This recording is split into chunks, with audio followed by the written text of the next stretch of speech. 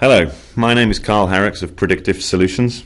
This video will walk you through a demonstration of Oracle's Endeca Information Discovery solution for a full-service restaurant.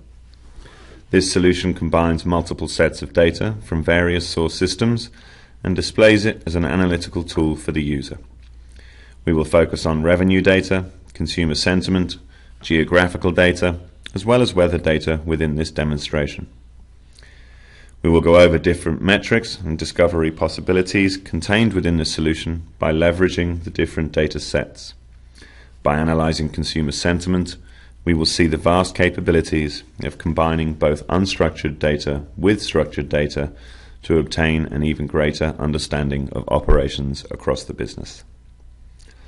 Focusing on the left-hand side of the screen, you will notice three main areas: enterprise search, enabling search capabilities across your data sets and presenting results in seconds; selected refinements, which displays the currently selected search criteria, as well as available refinements, allowing business users to select the criteria to perform their analysis on.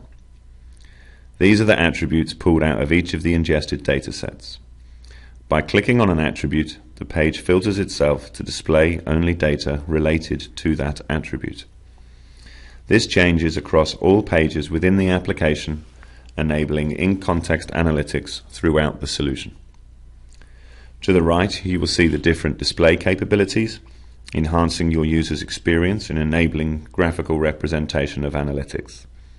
You will notice the summarization bar at the top of the screen that shows various metrics or KPIs, including the number of covers, total revenue, average check, and average alcohol spend. Further down the page, you will see other charts and graphs that encompass the full-service restaurant's operational data. At the bottom of the page, you will find a results table that displays all of the operational data ingested to calculate the metrics displayed upon the screen. Let's start by just looking at the Northeast region.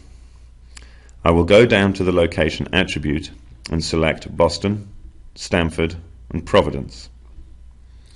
As you will see, the page updates for just the Northeast locations. By scrolling down the page to the alcohol metric, we see that wine 8 is the lowest selling alcoholic beverage. Maybe if we remove the Boston location, this will change. Once I've removed the Boston location, I notice that wine 8 is still the lowest selling alcoholic beverage. I wonder if wine 8 is the lowest selling alcohol beverage across all locations. I will remove all pre-selected locations from the selected refinements and see how this affects the alcoholic beverage sales.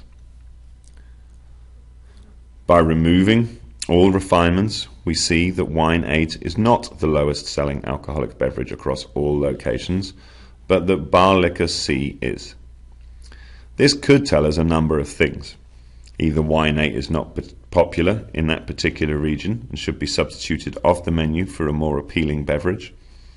Perhaps a marketing promotion could be run to help drive sales of that particular beverage, or that perhaps just in the Northeast, those locations should evaluate a more regionalized menu if that particular beverage does not sell well across that geography. Next, let's look at corporate spending. We will select payment methods within the covers metric and then select corporate Amex. We could click on the attribute from the guided navigation or directly within the graph. By clicking on corporate Amex, the page refines to reflect only this attribute. Looking at the appetizers sold to corporate consumers, we notice that shrimp cocktail is the least revenue generating appetizer, and that oysters and prosciutto are the highest revenue generating appetizers. This could tell us that there needs to be more incentives during the business crowd rush hour to pair the shrimp cocktail with entrees to make it more attractive for purchase. Next, we're going to go to the survey page.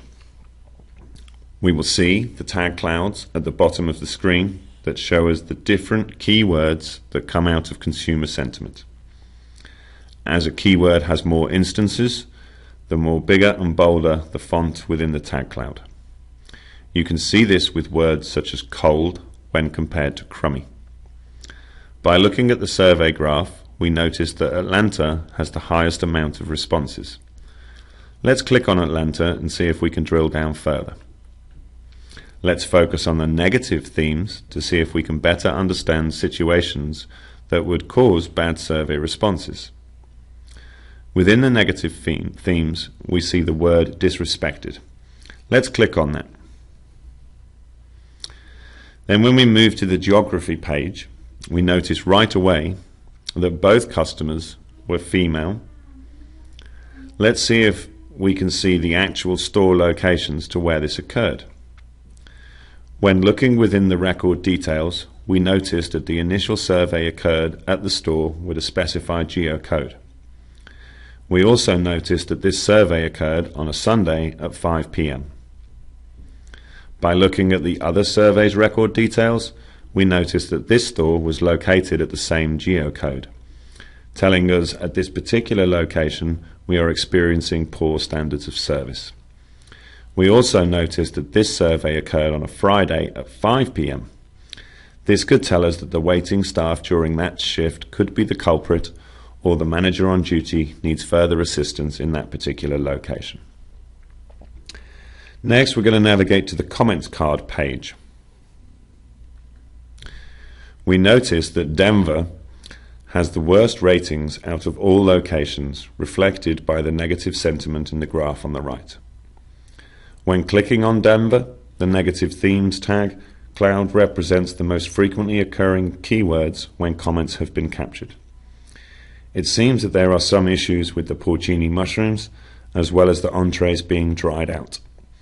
This tells us that perhaps this particular location requires further analysis to understand why such comments are being stated.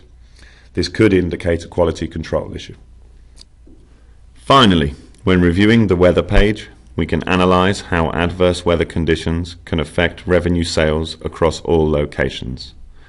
For instance, by clicking on freezing rain within the tag cloud, we notice that Boston still has a high percentage of total sales, whereas Houston has a lower percentage of total sales.